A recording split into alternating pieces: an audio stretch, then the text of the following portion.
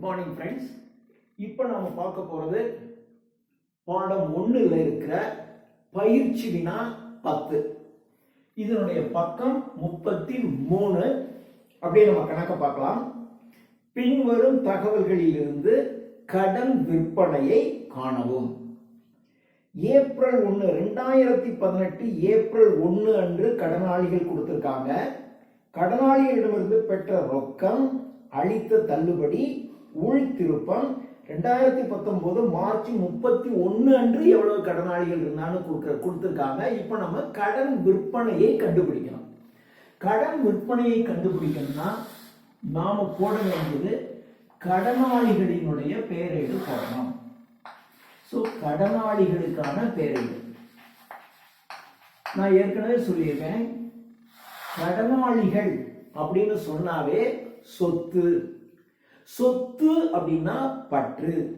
அதனால கடனாளிகளினுடைய தொடக்க இருப்பு என்பது பற்று பக்கம் வரும். 2018 ஏப்ரல் 1 அன்று கடனாளிகள் 1 லட்சம். இது தொடக்க கடனாளிகள். தொடக்க கடனாளிகளை நாம இருப்பு கீழ்கொணரப்பட்டது இப்படிதான் நம்ம எழுதுவோம். தொடக்க கடனாளிகள் 1 லட்சம்.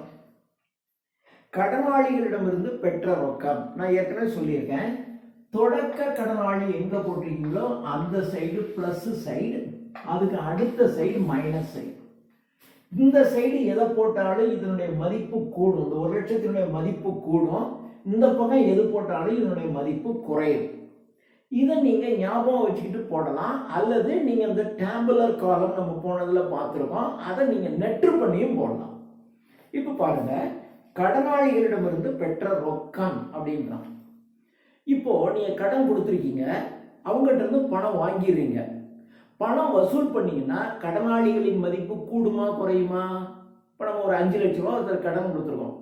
2 லட்ச ரூபா அவர்கிட்ட இருந்து ரொக்கம் வந்துருது, பணம் வந்துருது. இப்போ 5 லட்சத்துல 2 லட்சம் பணம் வந்துருச்சுன்னா இப்போ அந்த 5 லட்சத்தின் மதிப்பு கூடுமா குறையுமா? குறையும். 5 லட்சத்துல 2 லட்சம் வாங்கிட்டீங்கன்னா இனிமே நமக்கு வர வேண்டியது 3 லட்சம் தானே. அப்போ குறையும். குறையும்னா எந்த பக்கம் போடணும்? இந்த பக்கம் போடணும். ஸோ இப்போ கடனாளிகளிடம் இருந்து பெற்ற ரொக்கம், பெற்ற ரொக்கம் 2,30,000 ரூபாய். அதுக்கப்புறம் அளித்த தள்ளுபடி, கடனாளி உங்ககிட்ட கடன் வாங்கிட்டு போனவங்களுக்கு ஒரு 5,000 ரூபாய் குறைச்சிக்கங்கன்னு நீங்க தள்ளுபடி கொடுக்குறீங்க. அப்போ நீ கொடுத்த காசுல கடன்ல கொஞ்சம் தள்ளிக்கிட்டீங்கன்னா நமக்கு வர வேண்டிய பணம் கூடுமா குறையுமா? குறையும். குறையும்னா என்ன பண்ணணும்? இந்த பக்கம் போடணும். சோ அளித்த தள்ளுபடி.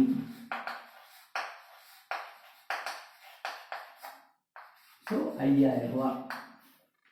அதுக்கப்புறம் உள் திருப்பம் 25,000. உள் திருப்பம் அப்படின்னா நீங்க விற்ற சரக்கு திருப்பி உங்களுக்கு உள்ள வருது. அப்ப விற்பனை திருப்பம் என்றாலும் உள் திருப்பம் என்றாலும் ஒன்று.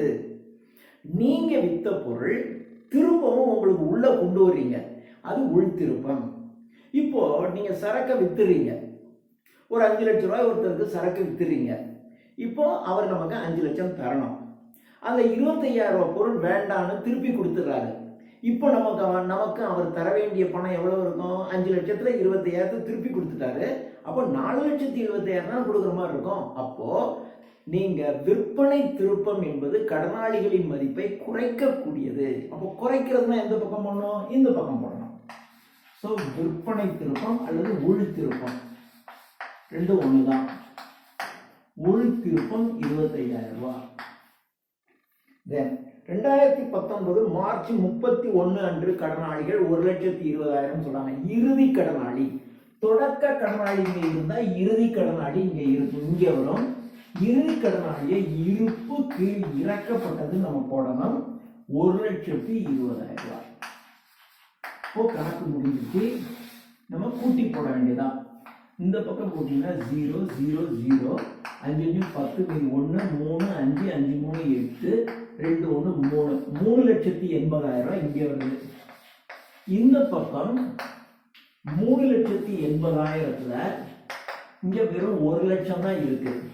அப்போ 3,80,000த்துல 1 லட்சம் போயிடுச்சுன்னா மீதி எவ்வளவு இருக்கும்? 2,80,000 இருக்கும். இதற்கு தான் கடன் விற்பனைன்னு பேரு. So கடன் விற்பனை 2,80,000 ரூபாய். This is the answer. So கடன் விற்பனை நமக்கு கேட்கறது கடன் விற்பனை எவ்வளவுன்னு கேட்கறாங்க. 2,80,000 ரூபாய் நம்ம எழுதணும். So this is the answer. So இது exercise 10. அடுத்தது exercise 11. 11வது exercise பக்கம் 14. exercise 11 பக்கம் 34. இப்ப இதுல பாத்தீங்கன்னா பின்வரும் விவரங்களிலிருந்து அவ்வாண்டில் மேற்கொண்ட மொத்த விற்பனையை கண்டுபிடி அப்படின்னு சொல்றாங்க. இதுவும் கிட்டத்தட்ட இதே மாதிரியான கணக்கு தான்.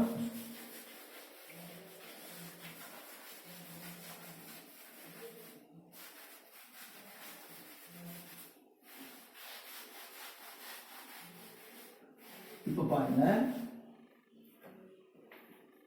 2018 ஜனவரி 1 அன்று கடனாளிகள் தொடக்க கடனாளிகள் கொடுத்தாச்சு 1,30,000 ரூபாய். அப்போ இருப்பு கீழ் கொணரப்பட்டது 1,30,000 ரூபாய். அவ்வாண்டில் கடனாளிகளிடமிருந்து பெற்ற ரொக்கம், கடன் கொடுத்தவங்கிட்ட இருந்து பணம் வந்துருச்சுன்னா அந்த கடனின் மதிப்பு குறையும். அப்போ ரொக்கம் பெற்றது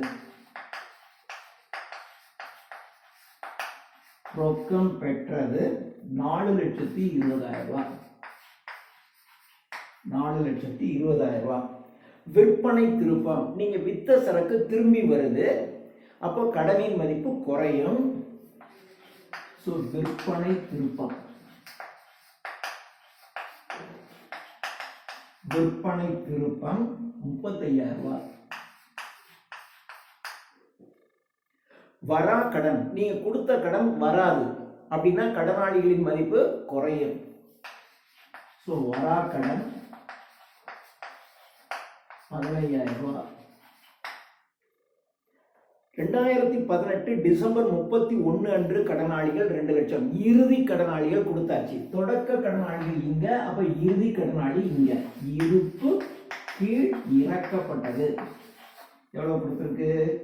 2 லட்சம் ரூபாய். இப்போ இந்த பக்கமா கூட்டுங்க. 0 0 0 5 5 10 1 2 5 7 4 2 6. இந்த பக்கம் கூட்டினா 6,70,000 வருது. இந்த பக்கம் 1,30,000 தான் இருக்கு. அப்போ 6,70,000ல 1,30,000 போயிடுச்சுன்னா 5,40,000 வருது. இந்த 5,40,000 தான் கடன் விற்பனை. சோ கடன் விற்பனை 5,40,000. இப்ப பாத்தீங்கன்னா ரொக்க விற்பனைன்னு ஒரு 4,60,000 ரூபாய் கொடுக்குறாங்க. நமக்கு கணக்குல கேட்டிருக்கிறது மொத்த விற்பனை எவ்வளவுன்னு கேட்கிறாங்க. அதாவது கடனுக்கு விற்றது, ரொக்கத்துக்கு விற்றது எல்லாம் சேர்த்து. ரொக்க விற்பனை 4,60,000 ரூபாய். இப்ப கடன் விற்பனை நம்ம கண்டுபிடிச்சிருக்கிறது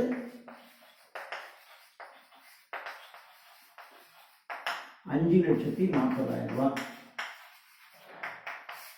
0 0 0 0 6 10 மீதி 1 6 10 10 லட்சம் ரூபாய். அப்போ மொத்த விற்பனை, மொத்த விற்பனைனா என்ன? மொத்தம் வித்தாச்சு. கடன் வித்தாலும் காசு வித்தாலும் மொத்தமா எவ்வளவு வித்திருக்கோம்? 10 லட்சம் ரூபாய்க்கு வித்திருக்கோம். அதுல காசு வாங்கினது 4,60,000, அப்புறம் தரேன்னு கடனுக்கு வித்தது 5,40,000. ஸோ மொத்தம் 10 லட்சம். ஸோ இது 11வது கணக்கு. அடுத்து நாம பார்க்க போறது 12வது கணக்கு. 12வது கணக்கு இதே 34வது பக்கம். இப்ப பாருங்க என்ன கேட்கிறான்னு பார்ப்போம்.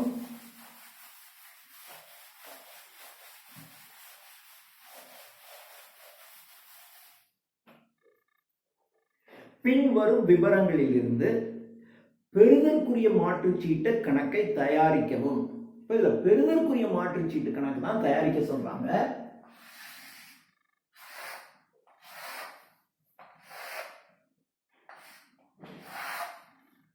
பெறுதற்குரிய மாற்றுச்சீட்டு இப்ப பாருங்க, ஆண்டு தொடக்கத்தில் பெறுதற்குரிய மாற்றுச்சீட்டு 1,40,000. பெறுதற்குரிய மாற்றுச்சீட்டு என்பதும் சொத்து. சொத்துனாவே பற்று பக்கம் வரணும். அதனால தொடக்க இருப்பு கீழ்கொணர்ந்தது. எப்படி கடனாளிகளோ அதே மாதிரி தான் பெறுதற்குரிய மாற்றுச்சீட்டு. தொடக்கத்தில் இருக்கிற பெறுதற்குரிய மாற்றுச்சீட்டு 1,40,000. ஆண்டு முடிவில் பெறுதற்குரிய மாற்றுச்சீட்டு 2 லட்சம் ரூபாய் சொல்றாங்க. அப்போ இருப்பு கீழ் இறக்கப்பட்டது 2 லட்சம் ரூபாய். அப்புறம் பெறுதற்குரிய மாற்றுச்சீட்டுக்காக ரொக்கம் பெற்றது 3,90,000 ரூபாய். மாற்றுச்சீட்டுக்கு பணம் வந்தது, அப்போ 3,90,000 ரூபாய். பெறுதற்குரிய மாற்றுச்சீட்டு மறுக்கப்பட்டது. பெறுதற்குரிய மாற்றுச்சீட்டு மறுக்கப்பட்டுச்சு அப்படின்னாலும் இந்த பக்கம் தான் பெறுதற்குரிய மாற்றுச்சீட்டு மறுக்கப்பட்டது 30,000 ரூபாய்.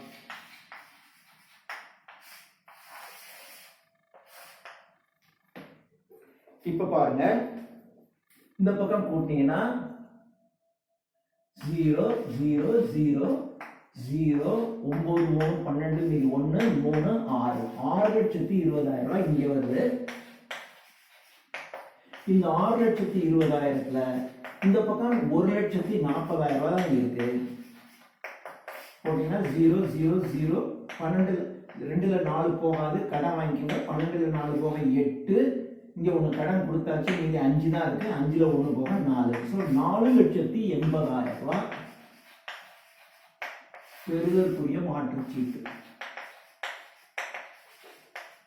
இந்த ஆண்டு நமக்கு வந்த பெறுதற்குரிய மாற்றுச்சீட்டு 4,80,000 ரூபாய். So this is 12. அடுத்தது 13வது கணக்கு. 13வது கணக்கு. இந்த கணக்குல பாத்தீங்கன்னா பின்வரும் விவரங்களில் இருந்து மொத்த விற்பனையை கணக்கிடு. இப்போ இதுக்கு முன்னாடி கணக்குல மொத்த பின்வரும் விவரங்களில் இருந்து மொத்த விற்பனையை கணக்கிடு அப்படின்னு சொல்றாங்க. இப்ப நம்ம பார்த்துவோம்.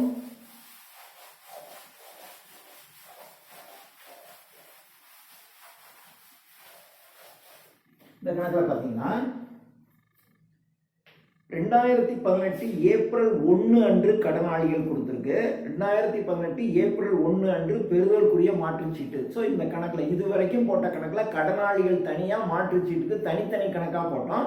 இப்போ ஒரே கணக்குலயே கடனாளிகளையும் மாற்றுச்சீட்டையும் சேர்த்து போட சொல்றாங்க.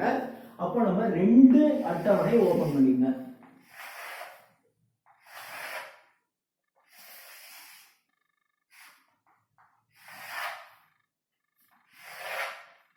இது கடனாளிகள், இது பெறுதற்குரிய மாற்றுச்சீட்டு. இப்ப பாருங்க, 2018 ஏப்ரல் 1 அன்று கடனாளிகள் அப்படின்னா தொடக்க கடனாளிகள் 2,50,000 ரூபாய். இருப்பு கீழ் கொணரப்பட்டது 2,50,000 ரூபாய். 2018 ஏப்ரல் 1 அன்று பெறுதற்குரிய மாற்றுச்சீட்டு 60,000 ரூபாய். இருப்பு கீழ் கொணரப்பட்டது 60,000 ரூபாய். கடனாளிகளிடமிருந்து பெற்ற ரொக்கம். கடனாளிகளிட்ட இருந்து பணம் வாங்கியாச்சுன்னா கடனாளிகளின் மதிப்பு குறையும். அப்ப இந்த பக்கம் ரொக்கம் பெற்றது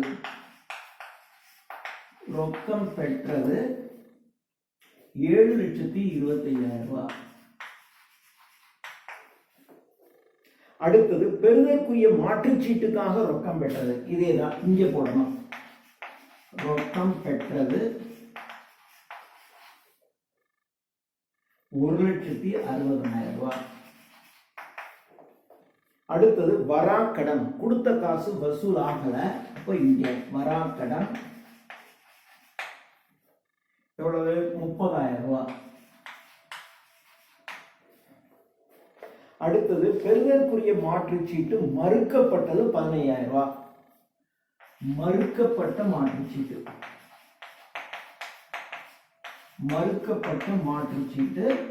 15,000 ரூபாய்.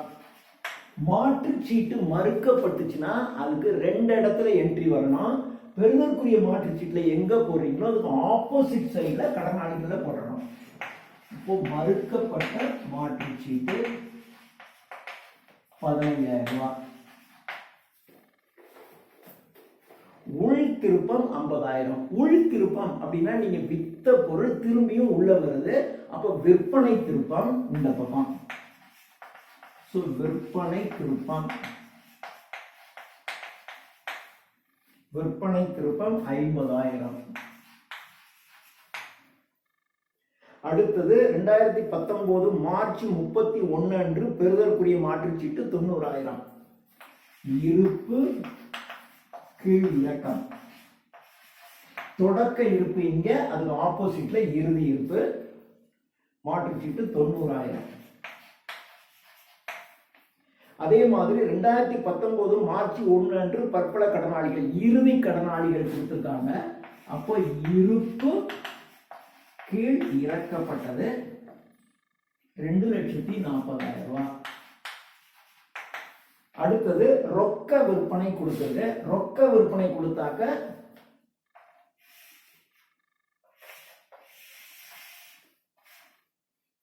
ரொக்க விற்பனை போட்டுக்கிறோம். இங்க இருந்து கடன் விற்பனையை கண்டுபிடிச்சு ரொக்க விற்பனையும் கடன் விற்பனையும் கூட்டுனீங்கன்னா நமக்கு மொத்த விற்பனை கிடைக்கும். ரொக்க விற்பனை 3,15,000 ரூபாய். இவ்வளவுதான், 3,15,000 ரூபாய். இப்ப பாருங்க, இங்க கூட்டுவோம். 0 0 0 5 9 1 10 16 மீதி 1 2. இந்த பக்கம் 2,65,000 வருது. இங்க வெறும் 60,000 தான் இருக்கு. 2,65,000ல 60,000 கழிச்சிட்டீங்கன்னா 2,05,000 ரூபாய். இதுதான் பெறுதற்குரிய மாற்று சீட்டு. இந்த பெறுதற்குரிய மாற்று சீட்டை இங்கே கொண்டு வந்துடணும். மாற்று சீட்டு 2,05,000 ரூபாய். இப்போ கூட்டுறீங்கன்னா இந்த பக்கமும் கூட்டுங்க, இங்கேயும் கூட்டுங்க. 0 0 0 5 10 மீதி 1 5 10 13 15 மீதி 1 3 5 12. 12,50,000 ரூபாய். இந்த பக்கம் இங்க 12,50,000 ரூபாய் இருக்கு. இங்க 2,50,000, இது ஒரு 15,000 கூட்டிங்கன்னா 2,65,000 ரூபாய்.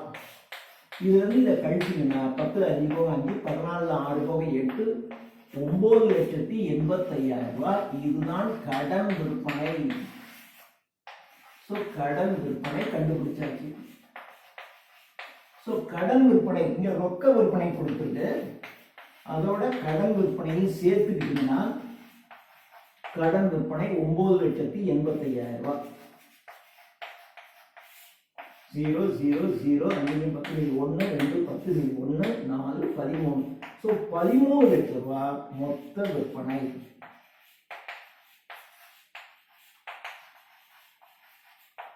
மொத்த விற்பனை 13 லட்சம் ரூபாய்.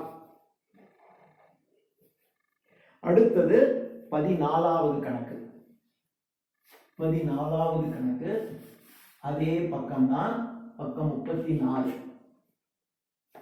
இப்ப இந்த கணக்குல பாத்தீங்கன்னா பின்வரும் விவரங்களில் இருந்து கடன் கொள்முதலை கண்டுபிடி. இப்போ இது கடன் விற்பனையை கண்டுபிடிக்கிறோம் கடனாளிகளை வச்சுக்கிட்டு. இப்போ கடனீந்தோர் ஏடுகளை பயன்படுத்தி நம்ம என்ன பண்ணலாம், கடன் கொள்முதலை கண்டுபிடிக்கலாம். இப்ப கடன் கொள்முதல் இதை நான் அடிச்சுறேன்.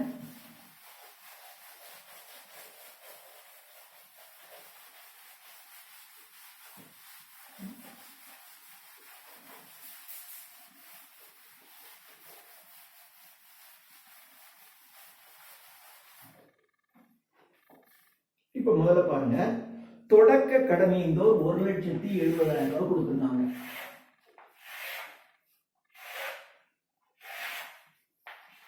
கடனீந்தோர் கணக்கு.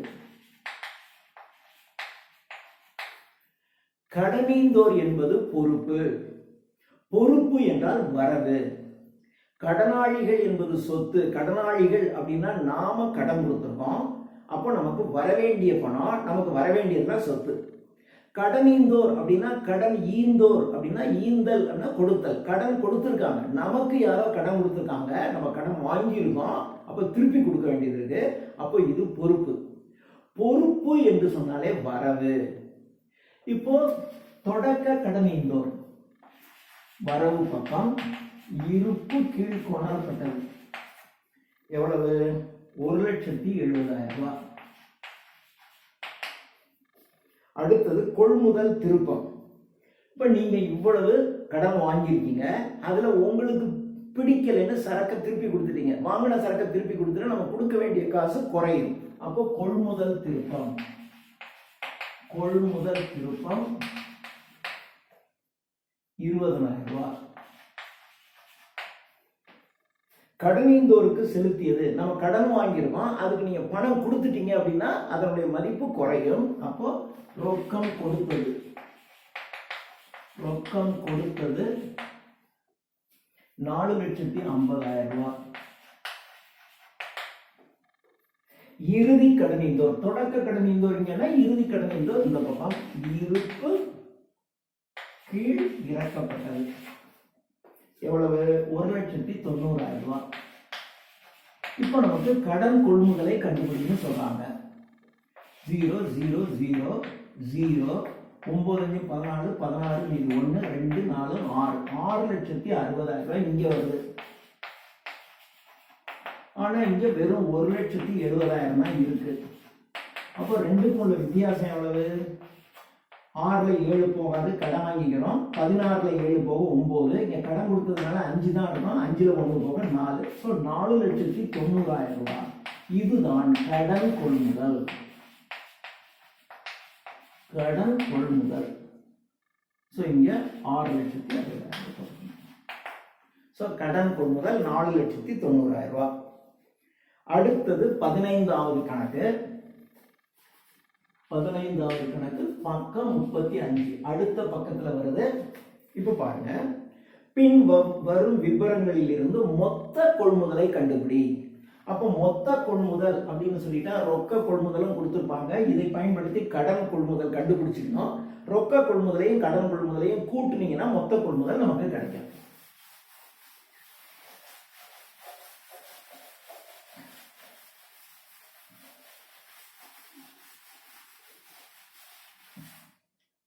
இப்ப பாருங்க, 2018 ஜனவரி 1 அன்று பற்பல கடனீந்தோர் கொடுத்திருக்கு.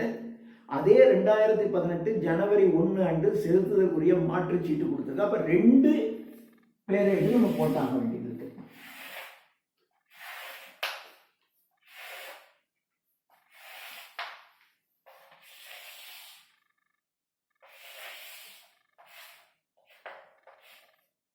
இது செலுத்துதற்குரிய மாற்றுச்சீட்டுக்கு, இது கடனீந்தோருக்கானது. கடனீந்தோர் கணக்கு, இது செலுத்துதற்குரிய மாற்றுச்சீட்டு கணக்கு. 2018 ஜனவரி 1 அன்று அப்படின்னு தொடக்க கடனீந்தோர் கொடுத்திருக்கான் 30,000. கடனீந்தோர் என்பது பொறுப்பு, பொறுப்பு என்றால் வரவு. அதனால தொடக்க கடனீந்தோரை வரவு பக்கம் எழுத வேண்டும். இருப்பு கீழ் கொணரப்பட்டது 30,000 ரூபாய். அதே மாதிரி 2018 ஜனவரி 1 அன்று செலுத்துதற்குரிய மாற்றுச்சீட்டு 25,000 ரூபாய் கொடுத்துருக்கு. இருப்பு கீழ் கொணரப்பட்டது 25,000 ரூபாய். கடனீந்தோருக்கு ரொக்கம் கொடுத்துருக்கோம். நாம கடன் வாங்கியிருக்கோம், அதுக்கு நீங்க பணம் கொடுத்துட்டீங்கன்னா கடனின் மதிப்பு குறையும். அப்ப இந்த பக்கம் ரொக்கம் கொடுத்தது, ரொக்கம் செலுத்தியது, ரொக்கம் கொடுத்தது அல்லது செலுத்தியது 1,20,000 ரூபாய். அடுத்தது செலுத்துதற்குரிய மாற்றுச்சீட்டுக்கு நீங்க பணம் கொடுத்துருக்கீங்க. அப்போ செலுத்துதற்குரிய மாற்றுச்சீட்டுக்கு ரொக்கம் கொடுத்துருக்கீங்க. எவ்வளவு கொடுத்துருக்கோம்? 30,000 ரூபாய் கொடுத்துருக்கோம். அடுத்தது கொள்முதல் திருப்பம். நீங்க வாங்கின சரக்கை வேண்டான்னு திருப்பி கொடுத்துட்டீங்கன்னா நம்ம கொடுக்க வேண்டிய கடன் குறையும். அதனால இந்த பக்கம் கொள்முதல் திருப்பம். கொள்முதல் திருப்பம், கொள்முதல் திருப்பம் 15,000 ரூபாய். அடுத்தது ரொக்க கொள்முதல் 2,25,000 கொடுத்துருக்காங்க. ரொக்க கொள்முதல் போட்டு வச்சுங்க. கடன் கொள்முதலை கண்டுபிடிச்சு ரெண்டையும் கூட்டிக்கலாம். ரொக்க கொள்முதல் 2,25,000. அடுத்தது 31/12/2018 அன்று கடனீந்தோர், இறுதி கடனீந்தோர். கடனீந்தோர் என்று சொன்னால் பொறுப்பு, பொறுப்புனா வரவு. ஸோ தொடக்க கடனீந்தோர் இங்கே போட்டுட்டா ஆப்போசிட்ல இறுதி கடனீந்தோர். அப்ப இருப்பு கீழ் இறக்கப்பட்டது எவ்வளவு? 25,000. அதே மாதிரி 31/12/2018 அன்று செலுத்துதற்குரிய மாற்றுச்சீட்டு 20,000. இறுதி இருப்பு மாற்றுச்சீட்டுல இருப்பு கீழ் இறக்கப்பட்டது 20,000. ஸோ எல்லாத்தையும் என்ட்ரி பண்ணியாச்சு. இப்போ கூட்டி போட வேண்டியதான் வேலை.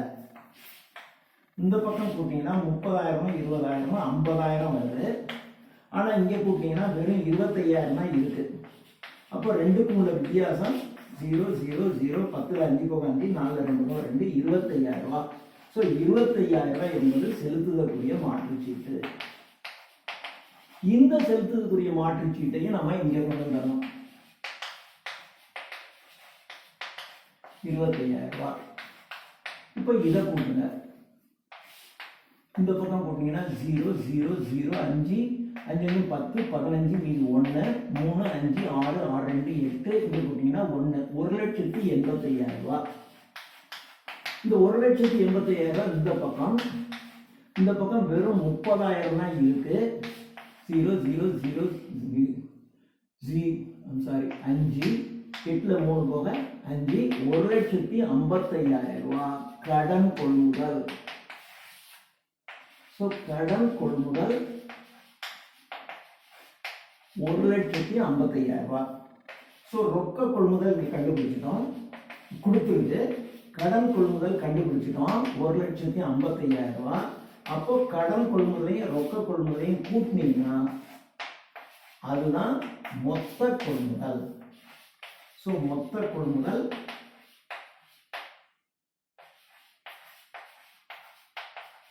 3,80,000 ரூபாய். சிம்பிள். இன்னும் ஒரு கணக்கு நாம எடுத்துக்காட்டுல போட்ட அதே மாடல்ல இன்னும் ஒரு கணக்கு இருக்கு. அந்த கணக்கையும் நம்ம இப்ப பார்த்தலாம். எடுத்துக்காட்டு எக்ஸசைஸ்ல 16வது கணக்கு.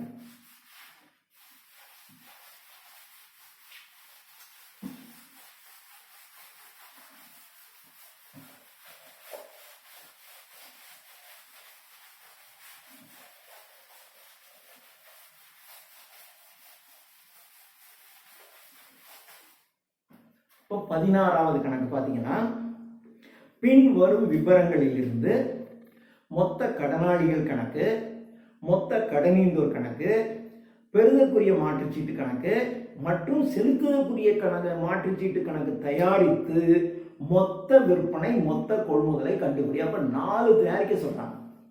அப்போ போர்டை 2ஆ பிரிச்சுக்குவோம்.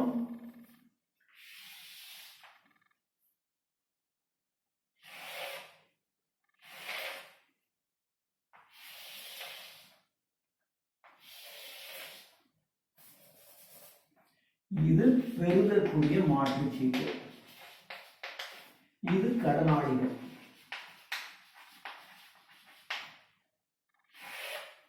அதே மாதிரி இந்த பக்கம்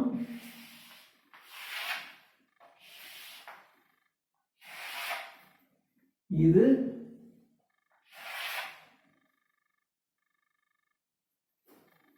கொஞ்சம் வச்சுக்கோ.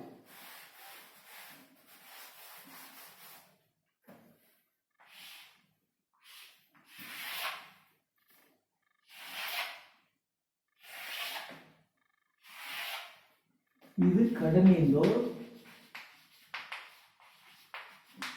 இது செலுத்துதற்குரிய மாற்றுச்சீட்டு.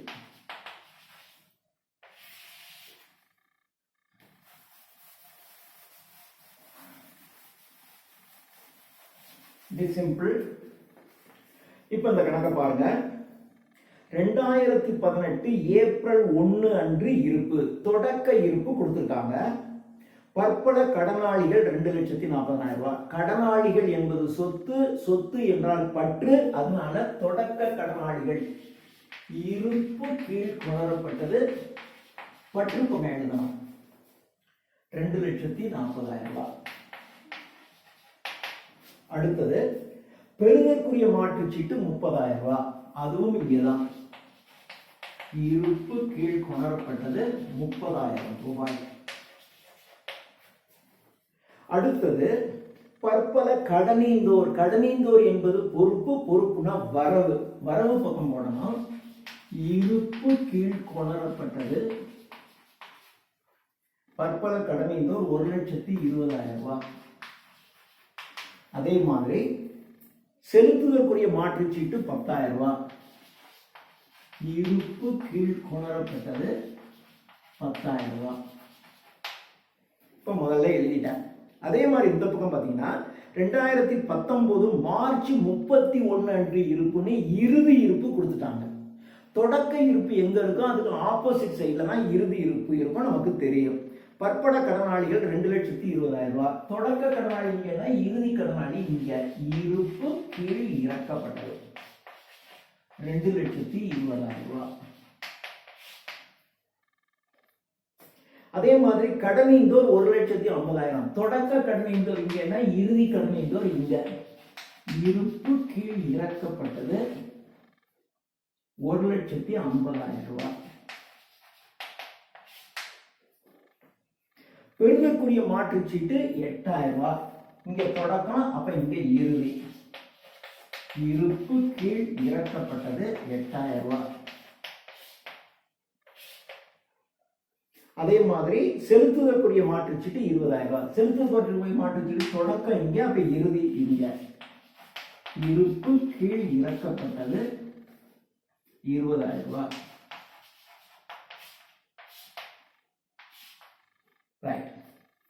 இப்போ பிற தகவல்கள்னு கடனாளிகளிடமிருந்து பெற்ற ரொக்கம். கடனாளின்னு சொல்லிட்டா அப்ப இங்க எழுதலாம்.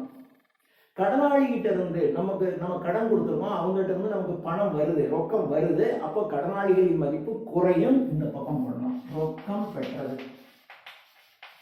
ரொக்கம் பெற்றது 6 லட்சம். வாடிக்கையாளர்களுக்கு அளித்த தள்ளுபடி. வாடிக்கையாளர் அப்படின்னா நம்ம கிட்ட கஸ்டமரா இருக்கிறவங்க, நம்ம கிட்ட கடன் வாங்கிட்டு போறாங்க, அவங்களுக்கு நீங்க தள்ளுபடி ஒரு 25,000 ரூபாய் கொடுத்துருக்கீங்க. உங்களுடைய கடனாளிகளுக்கு நீங்க தள்ளுபடி கொடுத்தீங்கன்னா கடனாளிகள் பக்கம் அளித்த தள்ளுபடி, அளித்த தள்ளுபடி 25,000 ரூபாய். அதுக்கப்புறம் கடனீந்தோருக்கு அளித்த ரொக்கம். கடனீந்தோர் இவ்வளவு இருக்கு, அவங்களுக்கு நீங்க ரொக்கம் கொடுத்துருக்கீங்க. அப்போ ரொக்கம் கொடுத்தது, ரொக்கம் கொடுத்தது கடனீந்தோருக்கு அளித்த ரொக்கம் 3,20,000 ரூபாய். 3,20,000 ரூபாய். அடுத்தது சரக்கு அளித்தோரால் அளித்த தள்ளுபடி. நமக்கு சரக்கு வித்தவங்க நமக்கு தள்ளுபடி கொடுக்குறாங்க, அப்போ நம்ம திருப்பி கொடுக்க வேண்டிய அமௌண்ட் குறையும். அப்போ கடனீந்தோரின் மதிப்பு குறையும். கடனீந்தோர் மதிப்பு குறையும்னா இங்க பெற்ற தள்ளுபடி, பெற்ற தள்ளுபடி 10,000 ரூபாய். அடுத்தது செலுத்துதற்குரிய மாற்றுச்சீட்டுக்கு செலுத்தியது. இப்போ செலுத்துதற்குரிய மாற்றுச்சீட்டு இங்க இருக்கு, அதுக்கு நம்ம பணம் கொடுத்துருக்கோம். ரொக்கம் செலுத்தியது, ரொக்கம் செலுத்தியது 30,000 ரூபாய். அதே மாதிரி பெறுதற்குரிய மாற்றுச்சீட்டுக்காக ரொக்கம் பெற்றது 60,000 ரூபாய். ரொக்கம் பெற்றது 60,000 ரூபாய். பெறுதற்குரிய மாற்றுச்சீட்டு மறுக்கப்பட்டது 4,000 ரூபாய். இப்போ மறுக்கப்பட்ட மாற்றுச்சீட்டு 4,000 ரூபாய். மாற்றுச்சீட்டு மறுக்கப்பட்டுச்சுன்னா அது கடனாளிகள்ல இது இங்க வரவுல வந்துச்சுன்னா அப்படியே இங்க உங்களுக்கு பற்றுல வரணும். மறுக்கப்பட்ட மாற்றுச்சீட்டு, மறுக்கப்பட்ட மாற்றுச்சீட்டு மட்டும் 2 இடத்துல வரும்னு ஏற்கனவே நம்ம எல்லா கணக்குலையும் பார்த்துருக்கோம். வரா கடன் 16,000 ரூபாய். நீங்க கொடுத்த காசு வசூல் ஆகல, அப்ப நமக்கு வர வேண்டிய பணம் குறையும். 16,000 ரூபாய். இது பிளஸ் சைடு இது பிளஸ் சைடு, இந்த பக்கம் மைனஸ் சைடு. வராக்கடன் 14,000 ரூபாய். இதுதான் கணக்கில் கொடுத்துருக்கு. அவ்வளோதான். இப்போ நாம போடலாம். இப்போ பாருங்க, இதை கூட்டுங்க. இங்கே கூட்டிங்கன்னா 0 0 0 8 4 12 மீதி 1 72,000 ரூபாய் வருது. இந்த பக்கம் 72,000, இங்கே 30,000 தான். அப்போ 30,000த்துல 72,000 போச்சுன்னா மீதி 42,000 ரூபாய். இதுதான் பெறுதற்குரிய மாற்று சீட்டு. இதை இங்க கொண்டு வந்துடணும். பெறுதற்குரிய மாற்று சீட்டு 42,000 ரூபாய். அதே மாதிரி இங்க இதை கூட்டுங்க. இங்க 30,000, இங்க ஒரு 20,000, 50,000. இந்த 50,000த்துல இது 10,000 இந்த பக்கம் இருக்கு. கழிச்சிட்டீங்கன்னா மீதி 40,000 ரூபாய் வருது. இந்த 40,000 ரூபாய் செலுத்துதற்குரிய மாற்று சீட்டு இங்க வந்துடணும். அவ்வளவுதாங்க. இப்போ இதை கூட்டினீங்கன்னா கடன் கொள்முதல், கடன் விற்பனை கண்டுபிடிச்சிடலாம். இதுக்கு டிஃபரன்ஸ் கண்டுபிடிச்சீங்கன்னா கடன் கொள்முதல் கண்டுபிடிச்சிடலாம். இப்போ பாருங்க, இந்த பக்கம் நான் கூட்டுறேன். 0 0 0 6 2 8 5 13 மீதி 1 3 7 8 10 மீதி 1 3 9. இந்த பக்கம் கூட்டினா 9,03,000. இங்க கூட்டினா இங்க 2,40,000, இது ஒரு 4,000, 2,44,000 ரூபாய். 0 0 0 13ல 4 போக 9, 9ல 4 போக 5, 6,59,000 ரூபாய். 6,59,000 ரூபாய் கடன் விற்பனை. கடன் விற்பனை 6,59,000 ரூபாய். அதே மாதிரி இந்த பக்கம் கூட்டுங்க. 0 0 0 இதுவும் 0 5 4 9 10 12 மீதி 1 2 2 3 5. இந்த பக்கம் 5,20,000 வருது. இந்த பக்கம் 1,20,000 தான் வருது. அப்போ ரெண்டுக்குள்ள வித்தியாசம் 4 லட்சம் ரூபாய். ஸோ 4 லட்சத்தை இங்கே போட்டுட்டீங்கன்னா இது கடன் கொள்முதல். இது கடன் கொள்முதல் 4 லட்சம். ஸோ கடன் கொள்முதல் 4 லட்சம், கடன் விற்பனை 6,59,000 ரூபாய். இதான் நம்ம கேட்டிருக்கிறது. சப்போஸ் ரொக்க கொள்முதல் ரொக்க விற்பனை கொடுத்திருந்தா அந்த ரொக்க கொள்முதலோட கடன் கொள்முதலை கூட்டி மொத்த கொள்முதல் கண்டுபிடிக்கலாம். ரொக்க விற்பனை கொடுத்திருந்தா ரொக்க விற்பனையோட கடன் விற்பனையை கூட்டி மொத்த விற்பனை கண்டுபிடிக்கலாம். ஆனா இதுல கொடுக்காததுனால அப்படியே இதுதான் ஆன்சர். இது ஒரு ஆன்சர், இது ஒரு ஆன்சர், இது ஒரு ஆன்சர், இது ஒரு ஆன்சர். 4 ஆன்சரையும் தனியா எடுத்து எழுதணும். அவ்வளவுதான். எடுத்து வேணா எழுதிருக்குமா போட்டலாம் இல்லையா? It is simple. நம்முடைய motive not getting a pass, not scoring high marks. அவர் கோல் இஸ் செக்யூரிங் சென்டாம். 100க்கு 100 அக்கௌண்ட்ஸில் வாங்கணும்.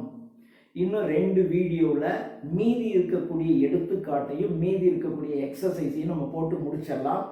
தனியாக இந்த முதல் பாடத்திற்கு தியரி தனியாக நம்ம பார்த்தலாம். ஒரு 2 நாளில் நான் எல்லாத்தையும் முடிச்சிருவேன். அதுக்கு அடுத்தது 2ஆம் பாடம் விடுவிடுன்னு நம்ம போட்டுடலாம். கம்ப்ளீட்டாக சென்டம் வாங்கணுங்கிற மோட்டிவோட நம்ம ஒர்க் பண்ணுவோம். தேங்க்யூ.